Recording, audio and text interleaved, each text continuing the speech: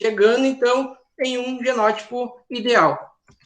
Além disso, né, pode evidenciar também a similaridade entre os próprios genótipos, né, qual que apresenta uma correlação de similaridade entre os genótipos. Outro método muito utilizado, o método de Anicharico.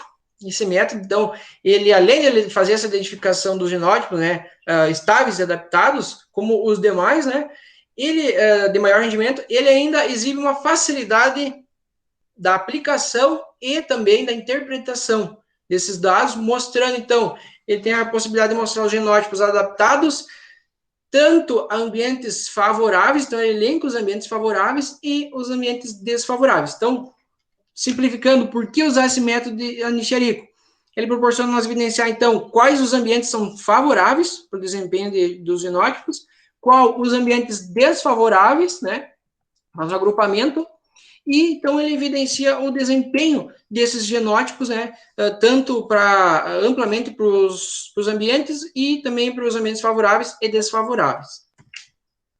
Então, dentro dos materiais e métodos utilizados, né, foi utilizado blocos ao acaso, DBC, com esquema fatorial 4x7, que consistiu, então, em 4 genótipos, 4 ambientes e 7 genótipos diferentes, uma unidade experimental, então, de 5 metros de comprimento por 3 metros de largura e uma população inicial de plantas de 300 sementes por metro quadrado. Dentre as variáveis, então, estudadas, né, foram a população final de plantas em unidades, a altura de plantas em centímetros, os dias de emergência florescimento em dias, dias de emergência maturação, o índice de acamamento e o rendimento dos grãos.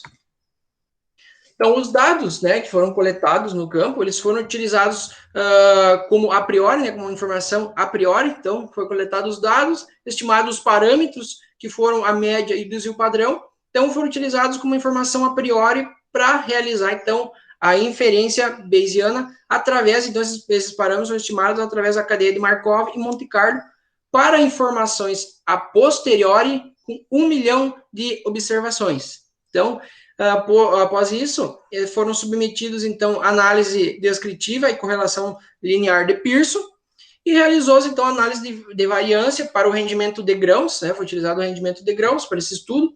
Em seguida, foi aplicado, então, esses métodos que foram vistos, o AMMI, o GGE e o Anicharico, para o estudo, então, dessa estabilidade e adaptabilidade dos genótipos.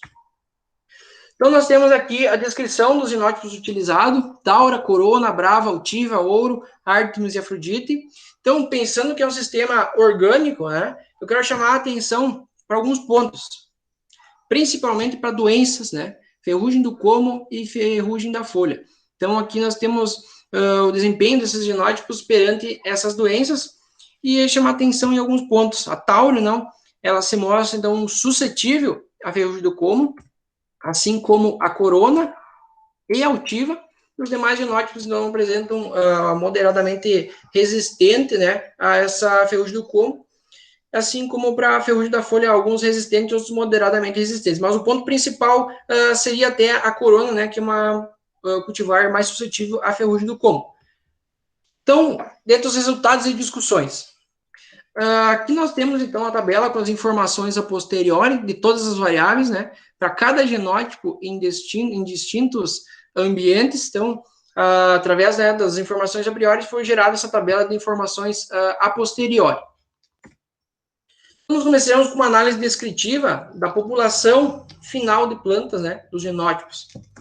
Nós podemos evidenciar que no ambiente em Itapuã, no Paraguai, e do mesmo modo, em Três Passos, o genótipo Artemis apresentou a maior população final de plantas, então, superior a 300 plantas por metro quadrado.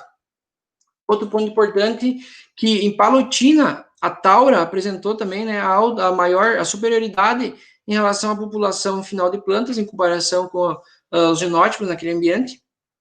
E em Candói, né, foi visto, então, pela essa alta população, a superioridade em população foi vista pela Brava.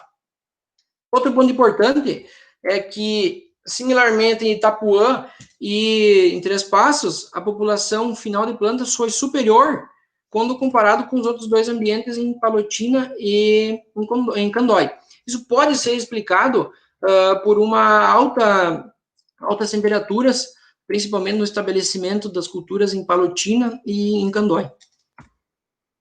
Agora nós temos a análise descritiva da altura das plantas.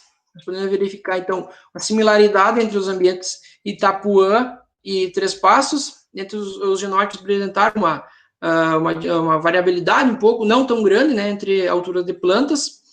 Se for ressaltar a Taura, então, no ambiente Itapuã e Afrodite, assim como em Três Passos, apresentaram, então, elevadas alturas de plantas. Já em Palotina, foi possível verificar que a cultivar Brava e o genótipo Ouro expressaram, então, superioridade em alturas de plantas, e a Taura foi a da estatura menor em Palotina.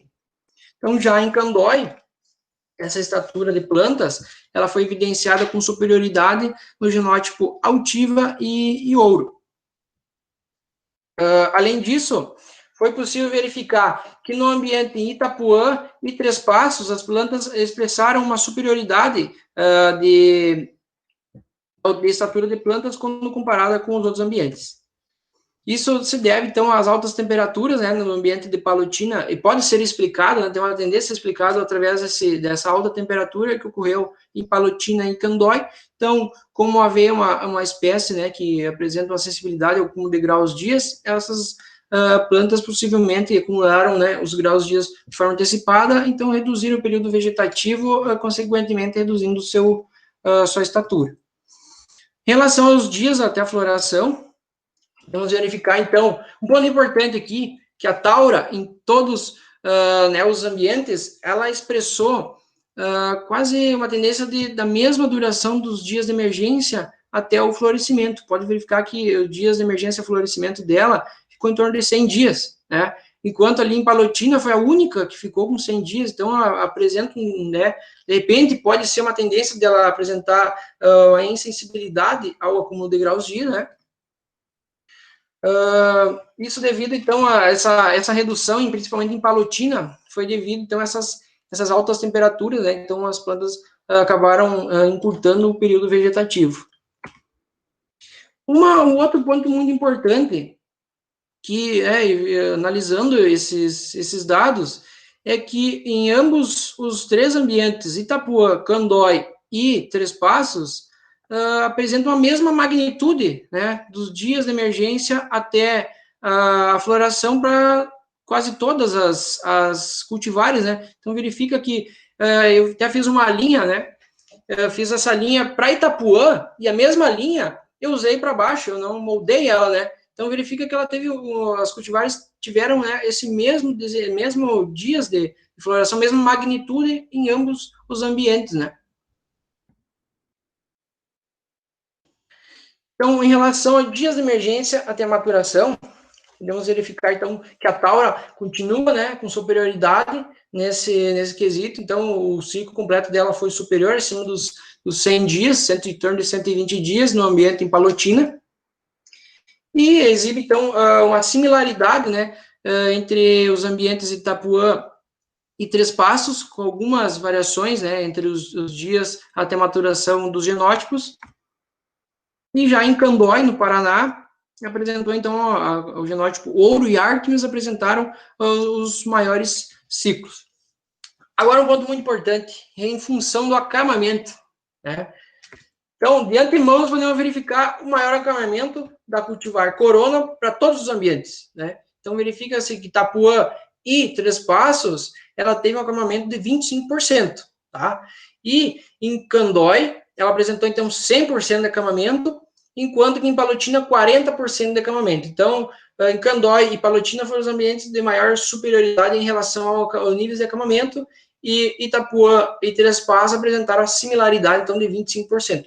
Outra coisa muito importante que quero ressaltar é que o genótipo Brava, independente do ambiente, em todos os ambientes testados, ele apresentou expressões, então, níveis de acamamento próximos a zero, né? Então, um dos genótipos de pouco acamamento. Esse acalmamento, né, principalmente da corona, ele pode, né, ter uma tendência, segundo as literaturas, até o Argento, em 2018, citou, que ele pode estar relacionado, então, em relação à espessura e o diâmetro, né, do colmo. E uma das evidências que pode ter possibilitado, né, que a corona expressou os maiores índices de acamamento, é que ela foi uma das cultivares dos genótipos que apresentou a maior incidência de ferrugem do colmo, né? Então, essa ferrugem possivelmente deve ter influenciado, reduzindo a espessura e esse diâmetro do colmo, então, favorecendo esse acamamento. Agora, em relação ao rendimento dos grãos. Observamos, então, que corona, no ambiente de Itapuã e Três Passos, embora ela apresentou acamamento, níveis de acamamento de 25%, né, entre esses dois ambientes, ela apresentou a maior superioridade de rendimento de grãos, né, em torno de 2.500 quilos de grãos por hectare. Mas, né, nos ambientes de Palotina e Candói, isso foi totalmente oposto. Então, quando ela apresentou 40% em Palotina, ela apresentou o pior desempenho de rendimento de grão, e da mesma forma em Candói, quando ela apresentou 100% de acamamento, ela apresentou os resultados mais inferiores para o rendimento dos grãos. Então, no ambiente em Palotina e em Candói, ressalta-se que a Afrodite apresentou, então, superioridade do rendimento de grãos, e um ponto importante é que no ambiente em Palotina e Candói, eles expressaram uma relação similar até do rendimento desses grãos. Enquanto, né, da mesma forma, Itapuã e Três Passos apresentaram também um rendimento de grãos similares, nesses dois ambientes, Itapuã e Três Passos, eles apresentaram genótipos com uma produtividade superior, né, quando nós formos comparar, então, com os dois ambientes de Palotina e Candói. Então, aqui nós temos a análise de variância para o rendimento de grãos da aveia branca. Então, nós podemos verificar a interação significativa dos genótipos do ambiente e significativa também para os componentes principais. Então, dessa forma, possibilitou, né, permitiu nós fazermos essas avaliações através dos métodos biométricos, né. Então, nós temos aqui, então, análise, né, sobre o AMMI. Então, nós podemos evidenciar, esse gráfico à esquerda, ele traz o intuito de nós identificar os genótipos que apresentam um desempenho específico dentro de cada ambiente. Então, nós podemos verificar que os genótipos são todos em azuis, que vão do 1 ao 7, e os ambientes estão em verde, que vai do 1 ao 4. Então, nós podemos verificar que no ambiente 2, o genótipo 6, né, ele teve um alto desempenho, que significa, então, que é a cultivar ouro dentro do ambiente Palotina. Então, seguindo, né, a evidência, no ambiente 1 e 4, o genótipo 5, né, então, ele apresenta um desempenho melhor nesses ambientes, que é a corona, como a gente viu na análise descritiva, né, que a corona apresentou, então, os melhores rendimentos de grãos nos ambientes Itapuã e Três Passos. Então, outra similaridade é vista, então, entre o ambiente 3 e os genótipos 3 e 1, que são os genótipos Altiva e Afrodite, e no ambiente em Candói, no Paraná.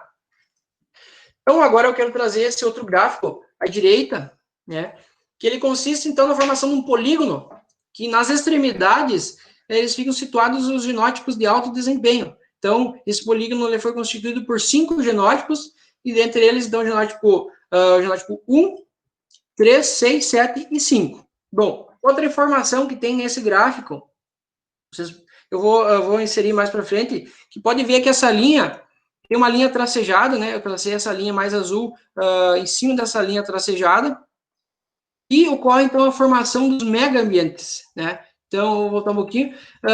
Em cima dessa linha azul para a esquerda, ela tem a formação do mega-ambiente, que ele constitui, então, os megas-ambientes 2 e 3, né? Que é Palotina e Candói. E também tem outra linha azul